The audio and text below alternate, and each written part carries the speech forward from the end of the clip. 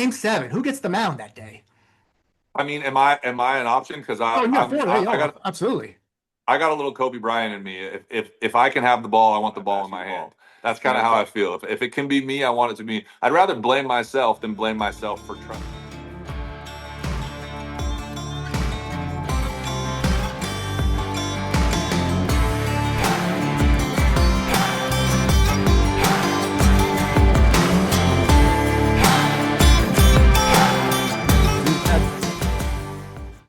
All right. I got the Dodger gear on it. I thought you were in a dugout. At first, I thought you were in a dugout there. That was all bench back It there. does kind of look like a dugout. Oh, no kidding. A lot of things to talk about. But first thing I just want to talk about is was 2.0 your first album you did shirtless? Yeah, I don't know. I don't know. We were kind of thinking a little more editorial when we shot that picture, but I don't know how that one won out for the album cover. But it is definitely the first shirtless album cover we've done. No, was that by design? Did you think, hey, I'm going to go into this shirtless? Or is that something that just by creative design at the last minute we say, hey, you know what? We got the look, maybe go for it. My photographer actually, he kind of dips his toe in all the worlds in terms of film and photography, and he had seen a couple photos, kind of like that. Like I said, a little bit more editorial that he wanted to try to go for. We didn't know what we would be using it for, only that was one of the shots he wanted to get that day. And when we decided 2.0 was the name of the album, and that's kind of the place that I'm at in my life, that picture started to make a little bit more sense for the cover. What does 2.0 mean then? What in your definition? Um, the obvious grab is that we have a new version of a song from my first record. In case you didn't know that we're calling, in case you didn't know 2.0, that we've rewritten a second verse to and brought in the female perspective and that whole thing.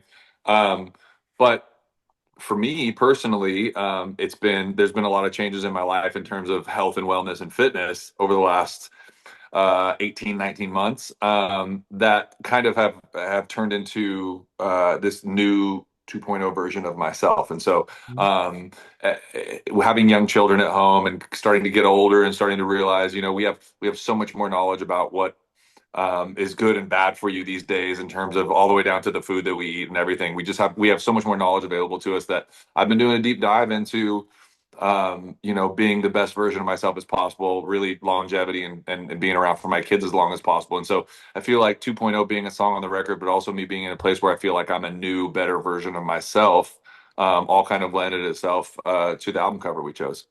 Well, what is the biggest change you think that you've undertaken in your life? Um, I think the thing that kicked it all off was stepping away from alcohol. For me, that was something that, just as you get older, you feel your body reacting differently. Nobody lies to you and tells you it's not a poison when you're younger. It's just a poison that your body's able to process a little bit better. And as I was getting older, I was noticing that I didn't really process or handle it as well. And then, putting kids into the mix and putting 6 a.m. mornings into the mix, I just went, you know what? This is not serving me at all. In fact, it's doing nothing but make life more difficult. And so, in January of 24, I decided to cut that out of my life. Mhm. And that just made me hungry and excited to kind of research what other things I could be doing to extend my life here, to make myself healthier and be able to be here as long as possible for the kiddos. And that ended up being diet and taking weightlifting from kind of this recreational hobby to something that I took very seriously, and then researching and finding out how important actually heavy weightlifting was, and then adding cardio for my heart and being around, just kind of the quitting drinking for the sake of being alive longer, for lack of a better term, turned into wanting to find out, what other things I could be doing. And that became diet and fitness and all of the things. And it really spiraled from just cutting alcohol out of everything. No, are you completely 100% no alcohol, no beer, no nothing for this past 2 years, or? Haven't had a drop since Great. January 8th of 2024. Oh, congrats on that. That's great. How many workouts by that when you were drinking? How many workouts do you think you missed, or how much training do you think over those years do you think you missed because of, I guess, probably not getting up in the morning in the best shape? I was kind of an animal, so I don't think, for me, it wasn't about missing workouts. It was about getting really bad workouts. I was so headstrong that I would go in feeling terrible and leave kind of feeling proud of myself for getting it done, but also not even subconsciously, like really, I knew that it wasn't a good workout. I knew that I wasn't moving the needle. It was maintenance workouts at best for the last couple of years leading up to really committing again to it. I probably missed a few workouts here and there, but for the most part, I was just going in there and wasting my time getting really bad Like, workouts. was it just January 8th? Was that just a day? Was it just cold turkey? Today was a specific day, or was it like a gradual? Here's I'm going to start doing a little more, and bam! This is just it just happened that day, and you've never looked back. No, it was probably gradual of me realizing like I don't this doesn't serve me, like I don't really think this is great. But the January 8th was a very specific decision because we were going on a ski trip before that, and I went, you know what, let's blow it out one more time and have a good time, but when we come home from the ski trip, I'm going to be all done and I'm going to put my head down and focus on getting as healthy as I can and setting a good example for this family. Okay. So what now with all this extra time that you now have on your hands? What have you been doing with it? Well, I went from, like I said, getting really kind of worthless workouts where I would spend 30 to 45 minutes in the gym to the workouts are about 2 hours a day now. So Sure. I haven't, I was already waking up with the kids. I'm just waking up with a better attitude and more energy now. That hasn't changed. I don't feel like it's freed up a lot of time in my day. In fact, it's probably costing me an extra hour a day because I'm feeling so good. I'm spending more time in the gym. That being said, I think it's added quality to the time that I do have. I feel like I'm um, not just from not drinking. I feel like people underestimate, you leave the gym feeling a little bit tired. And so it's natural to think that maybe you're going to be gassed when you get home. But I feel like people don't realize how much actually energy you're giving yourself by exercising in the long run. And so I feel like the quality of time that I have is what's been improved. I don't know that I necessarily have more time, but when I'm with my family or when I'm at work, I feel like the best version of myself is showing up every time. And so I think that's the real big takeaway for me. Are you able now to have like a normal sleep schedule? Are you now can you do it as an artist and a father? Go That's to the hardest thing. I just had that conversation today during my workout with another buddy of mine. People underestimate how important sleep is. I know how important it is. I'm a pretty good sleeper, but the reality is that I live two lives. On the road, we're on stage till 11 o'clock at night. You got to wind down. You're going to bed at midnight. Luckily, on the road, I don't have a family waking me up. So I can, even though my body wakes up for kids at 6, I'm able to go back to sleep. So I'm getting really good sleep on the road. But then I got to get home and figure out how to talk my body into going to sleep at 9 o'clock because they're getting up at 6. And if I want to get that full night's sleep, so it's a little bit of a chess game for me. But again, we're back to quality versus quantity. The quality of sleep I'm getting without any alcohol in my system is a game changer. I can feel on 5 hours as good as I felt on 10 when I was drinking, because it's good sleep. And so it's tricky. It's not just sleep. Life as an artist is you're kind of juggling two lives all the time, and that applies to sleep, unfortunately. And sleep's really important. I'm doing my best, but I think that's the one thing that when the kids get older, I can actually add a normal sleep schedule to the routine, and it will help a lot as well. right. You track it at all? Do you have like sleep trackers or anything like that? Yeah, yeah. I wear an Aura ring when I sleep, and it's great. The ring is the only way I knew how trash my sleep was while I was still drinking versus, I would go, well, I slept 8 hours last night, and then I look at my sleep scores and I'd be like, yeah, but that wasn't good sleep. Mhm. And now, if I fall asleep from the moment I fall asleep to when I wake up, I'm getting quality sleep. It's a game changer. And I know a lot of people like the Fitbits or whatever it is. The Aura Ring's been great for me. What do you do for 2 hours in the gym? What are your Uh, workouts like? Yeah, so it's I do muscle groups. So my routine is 4 days on, 1 day off. The I always put legs on day one because it's the only day that I'm tempted to skip, and if I put it first, I'm not going to skip it. So I got a full leg routine. I took my college baseball routine and kind of just revamped it to fit what I'm trying to accomplish now. We were a little bit lower weight as a pitcher. We would lift heavy legs, but upper body was a little bit lower weight to keep flexibility, mobility, and stuff. I've just taken the same routine but gone higher weight, lower reps. So I got leg day Monday. Tuesday is chest and triceps. That's my push day. And this is not Monday, Tuesday. We'll call it day one, day two. Day three is going to be pull, back, and biceps. and day 4 is going to be a shoulder day. I put abs with my day 1 and with my day 4, and I take day 5 off unless I'm feeling like my diet wasn't as good as it could be, and then I'll just run in for cardio on day 5. I also put 30 to 40 minutes of cardio at the end of each lift on days 1 through 4. You consider yourself still an athlete, or a former athlete? There are some things that at 44 years old, my body just doesn't have in it anymore. It's sad, but basketball, my knees just don't really hold up the way they used to. So I love to go out and shoot around, but getting in like some full court runs, I feel you start to know your body. I feel like I'd probably injure myself. That being said, the baseball player in me feels very capable still. I got my arm in shape last year to go throw an inning for the Savannah Bananas, Oh, and no way. I don't have the juice that I used to have, but I was throwing strikes and I had movement and I could locate and I could throw multiple pitches. So at my age, I was pretty impressed with that. So I think there's still an athlete in me a little bit. It's funny. Your name came up the other day in an interview. Do you know Scotty Hastings, the singer from Nashville? He Purple Heart recipient. I don't know, Scotty. Anyway, I think he will. U.S. Army sergeant. Okay. We're talking a little bit about his background, and he played first base in high school, and I think he said semi-pro a little bit. So Okay. I threw out the name. I was like, well, who would you not go up against? And I threw out Morgan Wallen and I threw Ernest. And he goes, I can probably hit them, but I would never want to face Brett Young. He goes, Ah, smart man. Smart then, man. I love it. so who, if there were a baseball team, I forgot even throwing Brian Kelly. So if you have that rotation in the college, in a country music World Series, who gets game 7? Who gets the mound that day? I mean, am I an option? Because Oh, yeah, I got absolutely. I got a little Kobe Bryant in me. If I can have the ball, I want the ball in my hand. Kobe would have teammates that would get frustrated when he wouldn't pass him the ball for the last shot, and he would always tell him, "I was here before you. I saw you show up to practice, and I was here after you. I saw you leave. Why would I pass you the ball?" That's kind of how I feel. If it can be me, I want it to be. I'd rather blame myself than blame myself for trusting somebody else to get it done. So I'm gonna say the ball's in my hand. I would be really disappointed if you said somebody else. Okay, give it to Ernest. I don't want it. That would not. That probably Yeah, wouldn't no, go too I well. always say if the ship's going down, I need to know I'm the one that sank it. You know what I mean? Mm-hmm. But what did you want to ask? As an athlete, as I said, Ole Miss.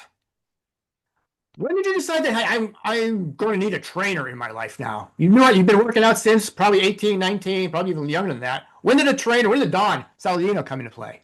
So that was when I was coming up to turning 40 a couple years ago. I just went, you know what? I'm bored, so I'm kind of phoning in the workouts, and this wasn't. I hadn't quite decided that alcohol was limiting me yet. I just felt like I was just kind of showing up and going through the motions, and I went, it would be cool for all these fans that are following me. To do a health challenge for myself that I make public so we can all get healthy together. And I live in a neighborhood with some ex-pro athletes, one of them who knew Don very well. And he goes, I can connect you. So I reached out to Don. I said, hey, you want to just help me get myself and a bunch of fans healthy? We'll do a 10-week thing. We'll call it a challenge. We'll give away prizes and stuff. And man, we're talking about how much more energy I have right now. I don't know that there's anything I can ever do in terms of getting myself healthy that will result in the amount of energy that Don wakes up with every morning. That guy, man, he wakes up ready to go, and he has that until he goes to sleep at night. And he put me through the ringer, but he got me in great shape, and it was fun, man. I still have fans show up at shows wearing a T-shirt or a pair of shoes that they won in the challenge because they completed their 10-week program for the BY40 challenge. So that was really fun. And now that I told you I've kind of adapted my college baseball workout for myself now, there are a ton of movements and exercises that I learned with Dawn that are, functional training that what weren't really things that I did playing college sports that I've added to the routine that have really helped. I feel like just as you get older and you start to have these little nagging creaks and pains that are more functional, that are kind of working these smaller muscle groups, that are things that you generally think in terms of vanity. You think about beach muscles, and they're more functional movements and exercises that Dawn incorporated that I've hung on to that have been great for me. What does hurt for you when you wake up in the morning? Or It's mostly because I'm 6'6" and I'm pretty heavy. I'm 240 pounds. I feel like, and all torso. I feel like there's just a lot on my lower back all day, every day. And if I'm not really good about stretching, but also working my hips and my hamstrings, if I go a couple days neglecting my hamstrings and my hips, I'm going to wake up with back pain.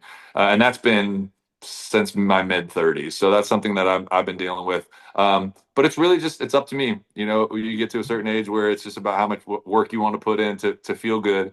And if I take care of it, it's okay. But if something's going to bother me, it's usually going to be my back. Is there anything specifically you do for that, or? Yeah, I've noticed stretching is really big, and it's nobody likes to stretch. It just feels like it takes a lot of time for a little return, but for me, it's huge. Um, the mornings are great, but really for me, if I do it before bed, that helps the most. And then we have degenerative hips that run in my family. My dad's had a hip replacement. His brother has had a hip replacement. I have really, really tight hips. And stretching my hips helps, but really loading them with weight, the hip abductor and adductor machines, they're not the most glamorous machines to be on at the gym. But for me, when I'm really working hard and getting strong in my hips, I notice it takes a lot of pressure off my back. So I know what works, and when it's hurting, I know that I've been neglecting those things, and I need to get back to it. Well, 6'6" dude on one of those machines in the gym, that's gotta got a couple looks. Especially because I rack it and it's still not heavy enough. So I'm putting the pin in the bottom and doing like 40 reps, and there's inevitably, a girl in yoga pants standing there checking her watch, going, "When's this guy going to get off my machine?" But I gotta sleep. I gotta sleep at night. Well, ever since the 2.0 version now, do you see a better perform? Do you see a better stage presence now on when you're performing? Do you better, more energy, better, longer winded, stuff like that? Yeah, it does. It takes a minute. Alcohol can work in terms of like performing in front of crowds. Alcohol can work like a crutch, even if it's subconscious and you don't notice it. It kind of numbs your inhibitions a little bit. Um, and I didn't realize that I relied on that because wasn't like I was getting hammered and going out on stage. It was just like that commemorative cheers with the band and one shot of whiskey, and it loosens you up. And there was a minute where I had to relearn how to perform, which sounds crazy. Um, but once you settle into the new normal of going out there like that, and it becomes old hat and it becomes natural and in your body, everything is better and everything is easier. I'm a better singer because I'm paying more attention. I'm a better performer because it's very intentional. You nailed it with your wind. I don't lose my voice or my breath nearly as often. And that's not something that is because I didn't have a shot of whiskey before I went on stage. That's something because I stopped drinking, but also I got on the treadmill and I got in the weight room and I got on a healthier diet. And it's all those things that long term that I didn't just get more wind immediately. That's been getting better and better progressively as I've stuck with this. As you know, consistency is everything. And so at this point now, I feel like I'm the best performer. I feel like I'm the 2.0 Mm. in the performance world as well. And I attribute that to the lifestyle that I'm living at this point. Well, how many calories does a 6'6", 240-pound singer need every day? I eat a lot. I eat a lot. I think the protein count is anywhere between 300 and 500 grams of protein in a day, and the calorie count. I mean, I don't want to be like I don't want to look like a meathead. I think that's would be kind of weird for this profession, and so I don't eat as much as I'd like to because I'm trying to stay lean while I'm doing all of this. So my calorie count's probably in the 4,000 a day range, and I know it could be more. But that's me trying to stay lean at my age as well. Um, yeah, we burn those off no problem. We're definitely at a deficit every day, and without sacrificing protein. So I'm very intentional about that. That sounds like a lot of calories. I mean, does that work for you? Is that a lot of work just to maintain that 4,000 calories, or can you just No, breathe? no, I'm starving all the time. I could eat way more than that. And a lot of that is not eaten in a meal. A lot of that is supplemented with protein shakes. I wake up to 40 grams of protein in a shake that has significant amount of calories every morning. That's before anything is done. Glass of water, protein shake, vitamins, all of that's first thing in the morning. And I supplement. My snacks are protein bars that are 28 grams that I'll eat 5 or 6 throughout the day. So the calories and the protein are not getting spread out between 3 meals. They're getting peppered in throughout the whole day. Do you do any grilling when you're at home? Do you cook your own meals, or?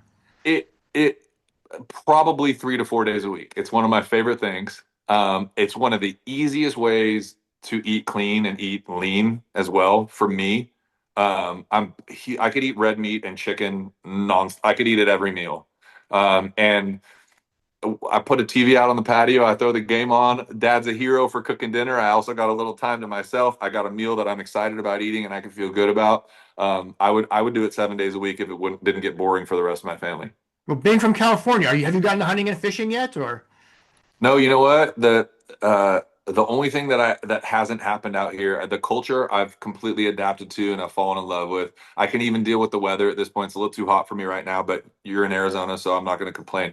But the one thing that I just can't wrap my head around is outdoors for me is the beach or some sort of athletic field, even the golf course. But hunting, fishing, camping, all those things that are traditionally very sudden. I'm excited that my girls are into it because they're growing up here, but that just sounds like a lot of hot, sweaty, buggy stuff to me. It's just I'd rather go to the beach. It hasn't worked for me. Oh, and by the way, also I read that you're being a Planet Fitness. That's where you every single concert, every stop, the Planet I Fitness. love I love it. Saves my life on the road. Those things. There's three of those in every city in America. So I when I got back really into this at the beginning of 24, I was trying to do it in hotel gyms, and that worked for like the first couple of weeks because I was out of shape. But once I really started needing to move weight around, that's not going to cut it. Those dumbbells that go up to 15 pounds or whatever. And so I just found I had this old Planet Fitness membership. And I was grandfathered into a really good price. And I went, you know what? Let me see if there's one here. And there were four. And I checked the next city, and there were six. And I just realized this is great. It has everything I need. It's in every city, and I'm grandfathered into this great rate. Why would I ever let this membership go? And it's gotten to the point where I even use it here in Nashville sometimes if the gym at home feels a little crowded, or I want to try some different movements just to change things up. And it's been a game changer and kind of a lifesaver for me. Which one did you hit in Phoenix? The I actually we went into Mesa for the one. The Oh, only okay. reason I went to the one in Mesa is because there's my favorite taco shop right next to it. So I Which one I is went. that? Tell me It's called more. Adalberto's. It's actually technically in Scottsdale still, but it's over on the east side of Scottsdale. Really? On Hayden is the street it's on. I've been out here 3 years. I never heard of it. Oh my God. I gotta get out. I gotta get out more around here. There's two my two favorite so I lived in Paradise Valley, and when I met my wife she was going to ASU. My two Okay. favorite taco shops are very much like a California taco shop. One is Adalberto's, and we have those in Cali. The other one is called Filiberto's. Oh, Philipper, they're everywhere. They're Adults is not very different than Filiberto's. It's very similar, Really. like greasy spoon, way too much carne asada in the burrito. It's wonderful. I love it. I I could eat really, it for 3 meals a day. I really got to get out more out here. Really do. It's 110, so maybe not this week, but yeah, pretty Well, do soon. I, So what are you gonna do then when you're in Europe next month? I found I so this last year was my first year kind of back on this program and overseas, and I found very similar to Planet Fitness, a chain that's everywhere over there. It's called Pure Fit or Pure Gym, Hmm. and you go online. It's a cool little way that they do it. That the buildings have these like revolving door capsules with a code, and so you don't have to be a member. You can pay for a day and it gives you a code. You walk up to this little thing, punch in your code, you step in, it closes behind you, lets you in the other side. There's no like front desk or anything. You're just in for the day. Oh wow. Or you can buy a week or whatever. I think I bought a month while I was there because we were there for 3.5 weeks. And they're same thing. There's at least one in every city. So So it you worked really, out great. so you really Worked out. prepare like right beforehand. You really map out everything, where you're gonna go, where you're gonna work out when you're on tour. Is that been Yeah. something you've been doing for a long time now, or is that something you're starting? In the last year and a half, my tour managers we have this app that the whole band and crew has with the run of show for the day. And I always make sure they have the nearest Planet Fitness, or in Europe, it's the nearest Pure Gym, or in Australia, it was the nearest Snap Fitness. I always make sure that that's in there. And if they can't find one that's within a 20-minute drive, we always have a conversation about what hotel will let us work out or what gym we can go find or whatever. Because that's my routine is always wake up, supplements, breakfast, workout, sound check, and all of that happens before I even get show ready and get showered up for meet and greet. So they know I need that before the show, and they make sure it's ready for me. Does that cause a problem for you as far as being, I guess, out of whack a little bit as far as time zones, as far as getting all your meals, getting your gym in? Does that have any effect whatsoever? Yeah, food's not hard. We just pre-plan for that. The bus is always really stocked up. And like I said, I'm starving all the time. I could eat a meal between meals and still feel hungry. It's more me having to keep myself from eating too much if I want to stay lean. Um, but the sleep thing's hard. I found, even though it's very unconventional, I don't try to adjust to the time zone. So my body will keep me up like into the morning, and then I'll fall asleep. But because it's the wrong time, I'll only sleep for 4 hours. I'll get up, get through my workout, sound check, and then I'll have to take another 2 to 3 hour nap in the middle of the day between sound check and the show.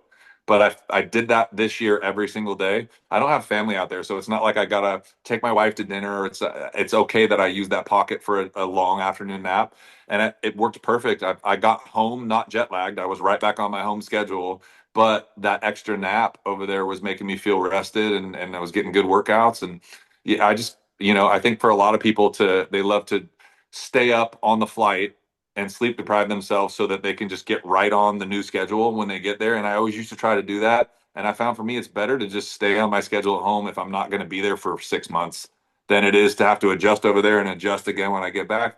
And I did it with just a little nap in the afternoon. It seemed to work great. Did I hear you correctly before? Did you say you had a home gym as well, or? We in the community, we live in a Okay. like a golf course community. So there's a clubhouse with a gym here. Okay.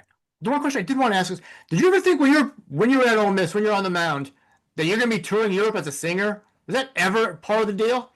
No, there's so many things that I've gotten to do because of music that I would have bet money if you asked me when I was 20 years old. I would have bet you money if I got to do any of those things. It would have been because of baseball, including my connection to the sport. Now I get to do so many things uh, related to Major League Baseball because baseball players and organizations are fans of country music. So no, in a million years, I never would have thought that becoming a singer would open the doors that it has. It's been wild.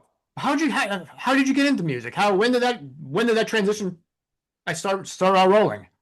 I grew up, my dad's a pastor and I grew up going to church, and then I ended up from sixth grade on going to a Christian school. So the guitar was being passed around the lunchroom, since I was, 12 years old. So, I immediately identified, which is, cliche, but whatever. I immediately identified that girls were interested in guys that played sports and guys that played guitar, and I decided I would do both. So I picked up a guitar and started learning in junior high, and I led worship for my high school every Friday through high school. And I never thought that it would be anything more than a hobby, something that I enjoyed to do on the side while I was playing sports, Hmm. until I had the injury that ended, my baseball career. So it's always been kind of a constant in my life. I was strangely interested in music and lyrics even at a very young age. My parents, without knowing it, had really good taste in music, and they listened to a lot of Motown and soul singers, the Marvin Gayes and Sam Cooks of the world, Otis Redding, and things like that. So I was strangely interested in the songwriting, not necessarily the writing, but the lyrical side of music at a young age, and then handing passing the guitar at age 12 and then leading worship. It always was kind of a thing for me. But not, it wasn't until I needed some sort of outlet to replace baseball that I thought of it as a potential career. What was the first song you wrote after your career was like kind of I came? wrote a song called Define Me, which was on my first EP that I put out independently years ago when I was living in Los Angeles. And obviously, when you sign a record deal, they have you pull down all of your old material. But Define Me somehow still has a music video floating around on YouTube somewhere that you can find if you really dig for it. Now I have to. Now I have to now. But Fun little tidbit: Define Me, the music video, stars my wife. Um, 4 months after we met, so 17 years ago. oh wow. Um, and we've had a long road and been together a long time, but that was fun. If you want to impress a girl and you're able to ask her if she wants to be in your music video on the third date, that's pretty good. That's a pretty good tactic. I don't know if I could do it now, but I'll keep it in the back pocket just in case. But with that same thing, was Catch is Catch an autobiographical video? So the video for Catch, certainly, we wanted to touch on a lot of real things. One was that I did go to Ole Miss. We filmed it there at Swayze at Ole Miss. Um, we wanted to make a play on the baseball thing, even though Catch is just a nod to baseball. It's really not about that. It's about meeting a girl in a bar.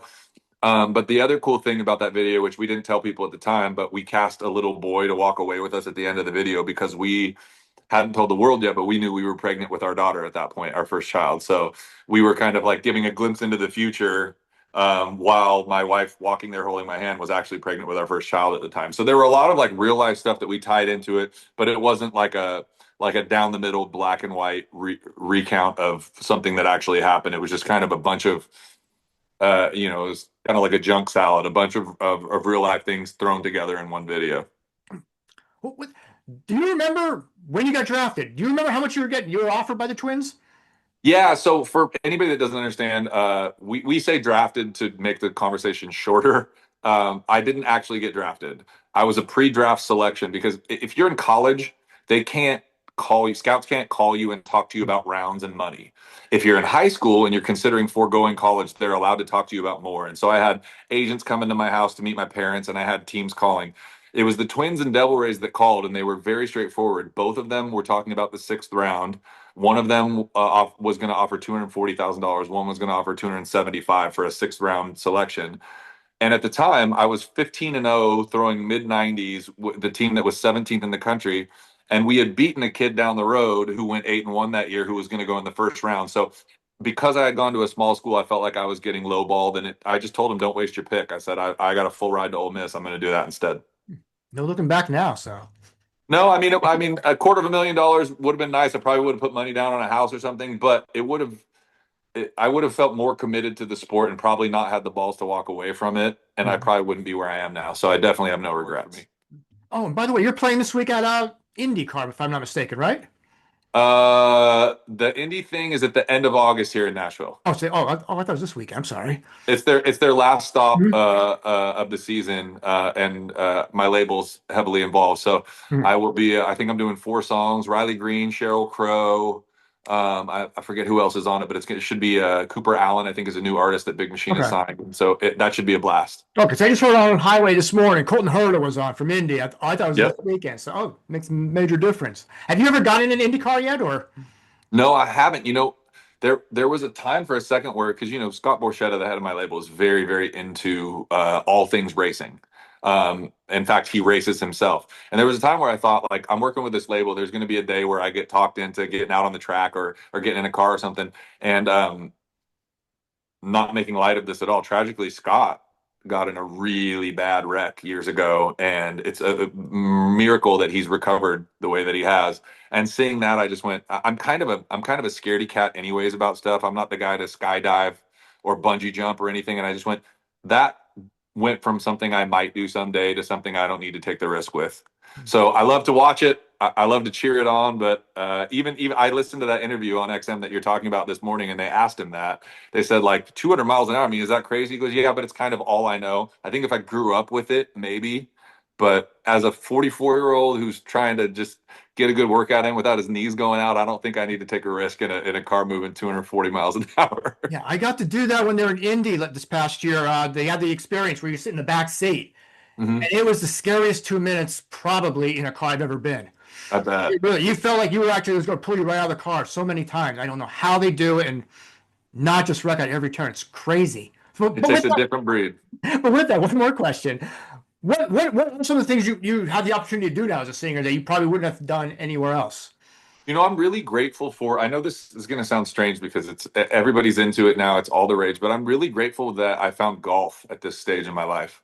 Um, it's weird as you get older, especially if you were an athlete and a competitive one. I played at the D1 level. Like that's a hard thing to replace, but it's something that you're always it's going to be like a void if you don't replace it with something that you can look forward to and enjoy, that brings out the competitive. I don't feel competitive about music. That's one thing I love about music. It's if you show up and deliver a good song is a good song, right? There's not a guy on the other side waiting for you to make a mistake to beat you. That's not how music works. And I kind of miss that a little bit. And so I'm grateful that I've been put in an opportunity to play a lot of great golf courses, be around really good golfers, find golf at a later age in life to replace kind of the void that baseball left. And so, of all the things, getting to sing the national anthem or play catch with my dad at Dodger Stadium, and I'm sorry, music has given me all these really cool opportunities, travel the world and be in front of thousands of people and all that stuff. I'm strangely grateful that I also found through music and all the artists that golf. I'm grateful that I found this sport because it's my competitive outlet that I think I'd be missing if I didn't have it. Any golf courses that your bucket list moments or? Yeah, I've gotten to play a lot of them, but I think this year will be the year that I finally take clubs to our European leg of the tour because I really want to play courses in Scotland. Um, and up until now, we've just been like kind of religiously building our fan base over there, but we're to the point now where we've got a really good following over there, and it feels justifiable now that the venues have gotten bigger to take a day off and play some golf. So I think I don't know. It depends on where our day off will be in Scotland, which course, but there's so many great courses over there, and I've luckily gotten to play pretty much all my bucket list courses here except for Augusta. I haven't got to play. I've had the offer to play Augusta, but it just hasn't panned out yet. That one will happen. I have faith. But other than that, I would love to play some Scottish golf. Oh, so you did TPC? I've played multiple TPCs. I've played Scottsdale? TPC. Played TPC Scottsdale. I've played TPC Vegas. I've played TPC Sawgrass in Jacksonville. I've gotten to play all those. Gotten to play Pebble. I've gotten to play Cypress. Got to play really good courses. But international golf is one that a box I haven't checked yet.